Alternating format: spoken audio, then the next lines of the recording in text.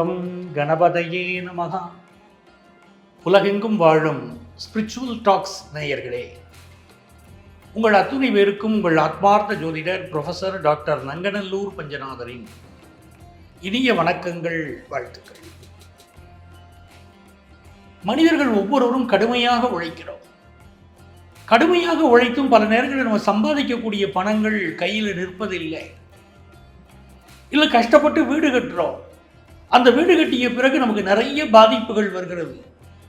யாரால் இந்த பாதிப்பு வருது அப்படின்னு பார்த்தா, எதனால் பாதிப்புனா கண் திருஷ்டி. நம்ம வாழற வாழ்க்கையை வச்சு எதிர்த்து வீட்டுக்காரங்களால் கண் திருஷ்டி இருக்குமோ, யாரால கண் திருஷ்டி இருக்குமோ அப்படின்னு மனசு பயப்படுது. ஏன்னா திடீர் உடல்நல குறைவுகள் ஏற்படுது. உனக்கு என்னப்பா நீ நல்லா இருக்க அப்படின்னு யாராவது சொல்லிட்டு போயிட்டா பிறகு உடல்நல பாதிப்புகள் வருது. நல்ல வருமானம் வந்துருச்சுன்னா யாராவது உனக்கு பரவாயில்லப்பா நல்ல காசு வருது, நீ வசதியானவன் அப்படின்னு சொல்லிட்டு போன பிறகு அடுக்கடுக்காக குடும்பம் சரிவை சந்திக்கிறது. நல்ல பிஸ்னஸ் பண்ணிட்டு இருக்கக்கூடிய பலருக்கு திடீரென வீழ்ச்சி வருகிறது. சில குடும்பங்களில் கல்யாண தடைகள் கடுமையாக இருக்கு. இப்படியெல்லாம் தடைகள் இருப்பதற்கு கண் திருஷ்டி காரணம். நாங்கள் என்ன சார் பண்ணுறது அப்படின்னு பல பேர் கேட்குறீங்க. அது இந்த பதிவுடைய நோக்கம், ஒவ்வொரு ராசிக்காரர்களுக்குமே கண் திருஷ்டி எதனால் வருகிறது, யாரால் கண் திருஷ்டி உங்களுக்கு வருகிறது, நீங்கள் என்ன செய்த பிறகு அந்த கண் திருஷ்டி வருகிறது, அந்த கண் திருஷ்டி வந்தால் அந்த கண் திருஷ்டியிலிருந்து உங்களை காத்துக்கொள்ள எந்த தெய்வத்தை நீங்கள் வழிபட வேண்டும் அப்படிங்கிற விவரங்களை எல்லாம் இந்த பதிவில் சொல்ல போகிறோம். இந்த பதிவை நீங்கள் குறித்து வைத்துக் கொள்ளுங்கள், உங்கள் நண்பர்களோடு ஷேர் பண்ணுங்கள். எல்லாருக்குமே பயன்படுத்தும், உங்களுக்கு பயனுள்ள தகவலாக இந்த பதிவு இருக்க போகுது. இந்த பதிவுடைய இறுதியில் பொதுவான கண் திருஷ்டி பரிகாரங்களை பற்றியும் நான் பேச போகிறேன். ஆக ராசி ரீதியாக உங்களுக்கு வரக்கூடிய இந்த கண் திருஷ்டி ஒவ்வொரு ராசிக்காரர்களுக்கும் எப்படி படுத்துகிறது, எப்படி அதிலிருந்து தப்பிக்கலாம் என்ற வழிமுறையை சொல்லித் தருகிறேன். வாருங்கள், பகிர்ந்து கொள்வோம்.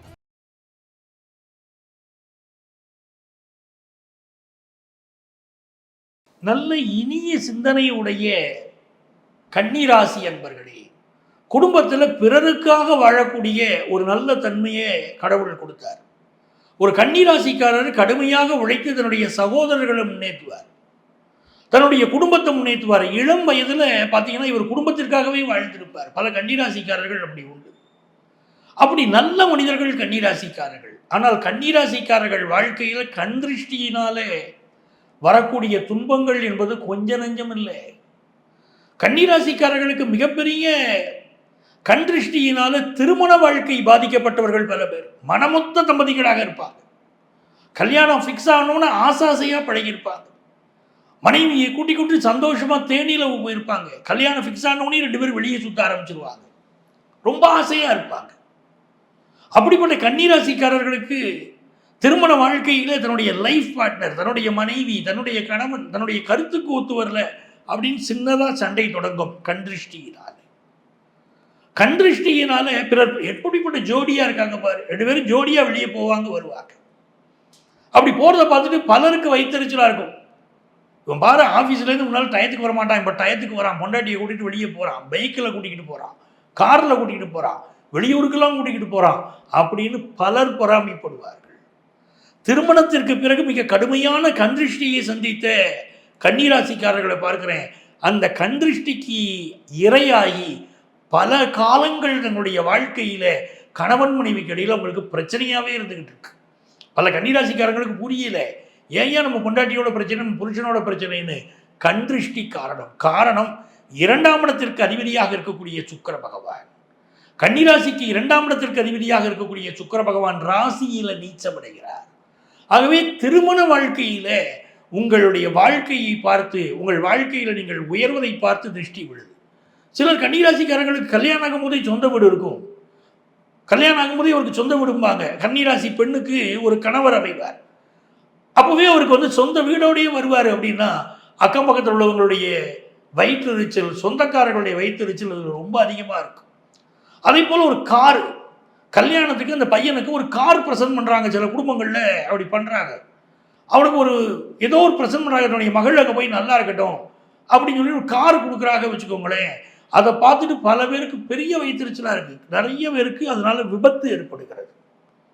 வாகனத்தினால் விபத்து ஏற்படக்கூடிய ராசி கன்னிராசி. நல்லா புரிஞ்சுக்கிடுங்க. மிகப்பெரிய பிரச்சனைகளை இவர்கள் சந்திக்கிறார்கள். காரணம், பிறருடைய கண் திருஷ்டி பாதிக்குது. 2ஆம் இடத்தின் சுக்கிரன் உங்க ராசியில நீச்சமடைவது இதற்கு ஒரு காரணம். அதே போல எந்த சகோதரருக்காக வாழ்க்கை முழுக்க உழைச்சாங்களோ கன்னிராசிக்காரங்க, இளம் வயதில் தன்னுடைய வாழ்க்கையை அர்ப்பணிச்சாங்களோ, அவங்க படிப்பு, அவங்க வாழ்க்கை, நம்ம சகோதரர்கள் நல்லா இருக்குன்னு நினைச்சாங்களோ, அந்த சகோதரர்களை எதிரிகளாக மாறிவிடுகிறார்கள் கன்னிராசிக்காரங்களுக்கு. காரணம், செவ்வாய் பகவான் 3ஆம் இடத்திற்கும் 8ஆம் இடத்திற்கும் அதிபதி. அந்த செவ்வாய், கன்னி செவ்வாய் கடலையும் வற்ற செய்யும் சொல்றோம். அப்போ சகோதரர்களால் ஒரு பாதிப்பு, சொத்து விஷயத்தில் ஏமாற்றப்படுதல், சொத்து விஷயத்தில் ஒரு நஷ்டம், சகோதரர்களோட சண்டை, இதெல்லாம் எதால வருதுன்னா உங்கள் குடும்பத்தில் உள்ளவர்களே உங்கள் மீது காட்டக்கூடிய ஒரு வயிற்றெரிச்சலும் ஒரு கண் திருஷ்டியுமே அதுக்கு காரணமாக இருக்கிறது. சகோதரர்கள் கூட பிரிஞ்சு போறாங்க சில கன்னிராசிக்காரங்களுக்கு. எப்படிப்பட்ட ஒரு சூழ்நிலை பாருங்க. இன்னும் பலருக்கு பார்த்தீங்கன்னா, ராசிக்கு அதிபதியாக இருக்கக்கூடிய புதன் பகவான் 7ஆம் இடத்துல போய் நீச்சம் அடைவார். வெளிநாட்டு வாய்ப்பு உங்களுக்கு கிடைச்சிருச்சுன்னா, வெளிநாட்டில் என்ன அவன் ஆகாமோன்னு இருக்காம்பாங்க. வெளிநாட்டில் அவன் எப்படி கஷ்டப்படுறான்னு அவனுக்கு தான் தெரியும். ஆனால் வெளிநாட்டில் ஆகாமோன்னு வசதியாக வாழ்கிறாங்க அப்படின்னு சொல்லி கடுமையான திருஷ்டிகள் உங்களுக்கு வந்து சேர்கிறது அப்படிங்கிறத மறுக்க முடியல.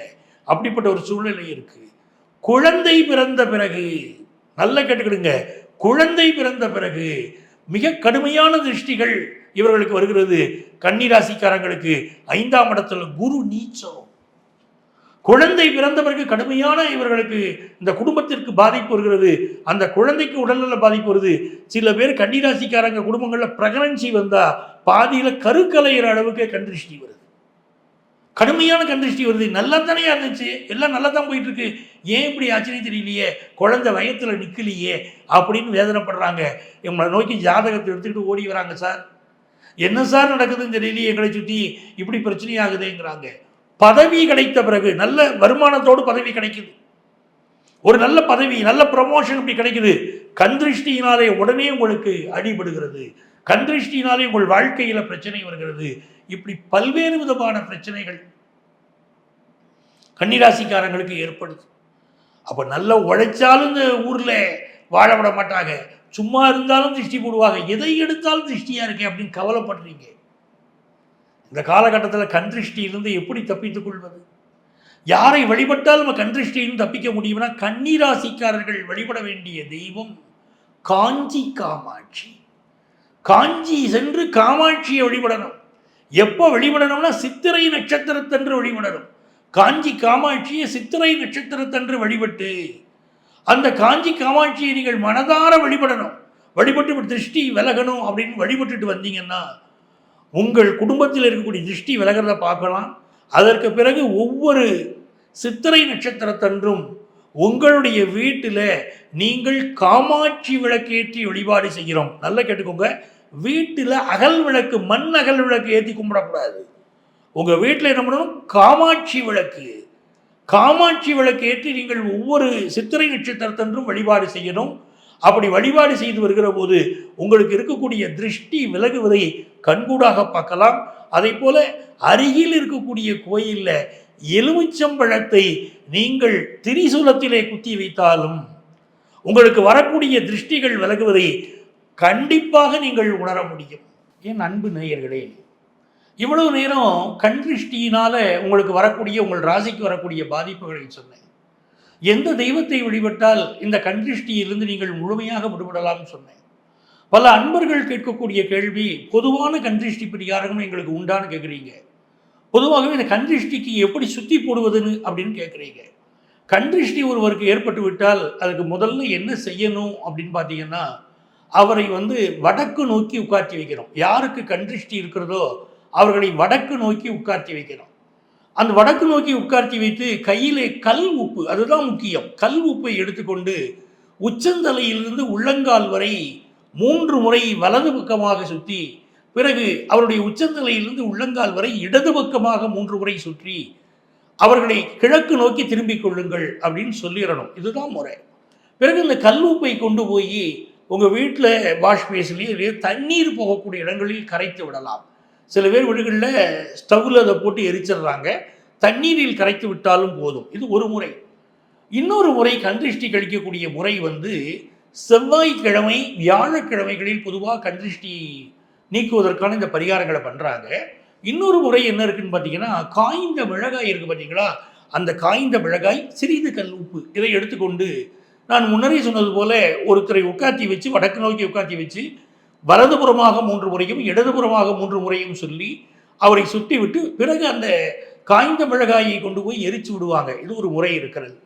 ஒரு வாகனம் வாங்குறீங்க, கடுமையான கண் திருஷ்டி அந்த வாகனத்திற்கு வந்து விடக்கூடாது, அதனால குடும்பத்துக்கு திருஷ்டி வரக்கூடாது அப்படின்னு சொன்னால், அந்த வாகனத்தை சுற்றி தேங்காய் இருக்கு பாருங்க, தேங்காயை வலதுபுறமாக 3 முறையும் இடதுபுறமாக 3 முறையும் சுற்றி கற்பூரம் வைத்து சுத்தணும். கற்பூரம் வைத்து அந்த தேங்காயை சுற்றி என்ன பண்ணுறாங்கன்னா, முதல்ல குடுமையை எடுத்துடணும் தேங்காயிலிருந்து, அதன் மீது கற்பூரம் வைத்து அந்த வண்டிக்கு கற்பூரத்தை காட்டிவிட்டு தேங்காயை வலதுபுறமாக 3 முறையும் இடதுபுறமாக 3 முறையும் சுற்றி ஒரு திருக்கோயில், முடிந்தவரை பிள்ளையார் கோயிலாக இருந்தால் நல்லது, அந்த கோயிலில் சிதறுகாய் கொடுத்து விட வேண்டும் அந்த தேங்காயை. அதே மாதிரி வெளியூர்களுக்கு போகிறீங்க, ஒரு வசதியான ஒரு வாழ்க்கை உங்களுக்கு இருக்கிறது, நீங்கள் வெளியூர் போகிறது எல்லாரும் பார்த்துக்கிட்டே இருக்காங்க, என்ன செய்வது, அது திருஷ்டி விழுந்துருமோ, போகிற வழியில் ஆக்சிடென்ட் ஆயிருமோன்னு பலர் பயப்படுறாங்க. இவர்கள் செல்லக்கூடிய வழியிலே இருக்கக்கூடிய காவல் தெய்வம், அப்படி தெய்வத்தை வழிபடுற. உதாரணமாக சென்னையிலிருந்து புறப்படக்கூடியவர்கள் இரணியம்மன் கோயில்னு எல்லையில் இருக்க பாருங்க, இரணியம்மன் கோயிலில் பூஜை செய்து விட்டு வண்டியை எடுத்துக்கொள்கிறார்கள். இப்படி ஒவ்வொரு பகுதியிலும் ஒரு பழக்கம் இருக்கிறது. இப்படி நீங்கள் வழிபாடு செய்யலாம். மிக முக்கியமான ஒரு கேள்வி மக்கள் எழுப்பி இருக்கிறீர்கள். அது என்ன கேள்வினா, குழந்தைகளுக்கு திருஷ்டி சுற்றி போடுவது எப்படி சார் அப்படின்னு கேட்குறீங்க. சின்ன குழந்தைகளுக்கு, 1 வயதுக்கு தாண்டிய குழந்தைகளுக்கு திருஷ்டி சுற்றி போடுகிற போது அந்த குழந்தையை தனியாக திருஷ்டி சுற்றி போடக்கூடாது. தாயின் மடியில் அந்த குழந்தையை உட்காத்தி வச்சுக்கிட்டு, அந்த குழந்தைக்கு இதை போல கிழக்கு, அதாவது வடக்கு நோக்கி அவர்களை உட்கார வைத்து நீங்கள் கல்லுப்பை சுற்றி அந்த திருஷ்டியை வழக்கம் போல கழித்து விட்டு அந்த தாயின் மடியில் உட்காத்தி வைத்து தான் அந்த குழந்தைகளுக்கு பரிகாரம் செய்யணும். தனிப்பட்ட முறையில் சிறு குழந்தைகளுக்கு கல் உப்பு பரிகாரமோ வேறு கண்திருஷ்டி பரிகாரமோ செய்யக்கூடாது. பிறந்த குழந்தைகளுக்கு கண்திருஷ்டி கழிவதற்கு இவர்களுடைய கன்னத்திலே ஒரு கருப்பு மை போட்டு, கண்ணுக்கு இடுவாங்க பாருங்க கருப்பு மை, அந்த மையா இருந்தாலும் போதும். விளக்கை எரிய விட்டு அந்த விளக்கு திரியிலிருந்து ஒரு கருக்கு வரும் பாருங்க, விளக்கு எரிஞ்சு முடிஞ்ச பிறகு அந்த கருக்கை எடுத்து கூட கன்னத்திலே ஒரு புள்ளி வைக்கணும். அதே போல குழந்தையுடைய உள்ளங்காலிலே அந்த கருப்பு புள்ளியை, கருப்பு பொட்டு வைக்கிறோம். இப்படி வைத்தீர்களானால் குழந்தைக்கு வரக்கூடிய திருஷ்டியும் போகும். அன்பர்களே, உங்கள் ராசிகளுக்குரிய கண் திருஷ்டி யார் விழுகிறது, எப்படி தீரும் என்ற வழிமுறையை சொல்லியிருக்கிறேன். பார்த்து மகிழுங்கள். உங்கள் வாழ்க்கையை நீங்கள் தற்காத்துக் கொள்ளுங்கள். உங்கள் அத்துணை பேருக்கும் உங்கள் பார்த்த ஜோதிடர் ப்ரொஃபஸர் டாக்டர் நங்கநல்லூர் பஞ்சநாதனின் அன்பு வணக்கங்கள், வாழ்த்துக்கள்.